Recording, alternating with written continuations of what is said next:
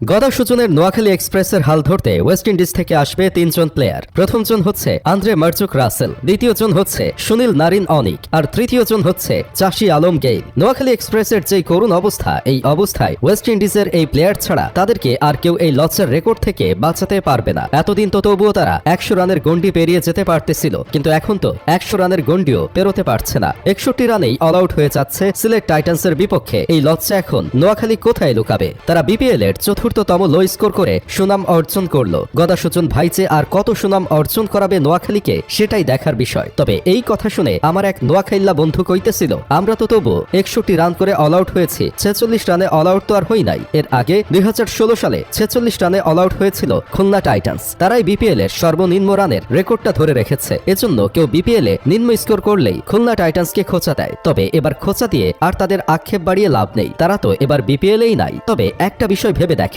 আমাদের গদা সুজন দাদা যেই টিমেই যায় সেই টিমের অবস্থায় চুদলিংপং হয়ে যায়। যেমন ফুটবলে ম্যান ইউনাইটেডে যে কোচ যায় সেই কোচই চুদলিংপং হয়ে যায়, স্যাক্ট হয়। তেমন অবস্থা হয়েছে আমাদের ক্রিকেটের গতি দানব গদা সুজনের। সৌম্য সরকার দলে ফিরে আসার পর সবাই ভাবছিল যে দলটা একটু চাঙ্গা হবে, কিন্তু এখন দল ডেবেছে। তবে সৌম্য সরকারের আউট নিয়ে বেশ সমালোচনা হচ্ছে। এমন ডিসিশন অনেক সময় ব্যাটারের পক্ষেই চায়, কিন্তু সৌম্য সরকারের পক্ষে চায় নাই। জাকের আলীকে বাদ দিয়েও লাভ হচ্ছে না নোয়াখালীর। তবে এই 62 রানের টার্গেটেও ওপেনিং করতে নামে নাই মেহেদী হাসান মিরাজ, ওয়ান ডাউনেই নামে নাই তিনি। এটা কি কোনোভাবে মানা যায়? 61 রানে নোয়াখালী অল আউট হয়েছে, তিনি একবার বলও করে নাই। না, বিষয়টা দেখে বেশ কষ্ট পেলাম। এসব ম্যাচে তো তাকে ওপেনিং এ নামানো উচিত। বেচারা মানুষের ট্রল খেয়ে রাগ করে ব্যাট বল করা ছেড়ে দিল নাকি?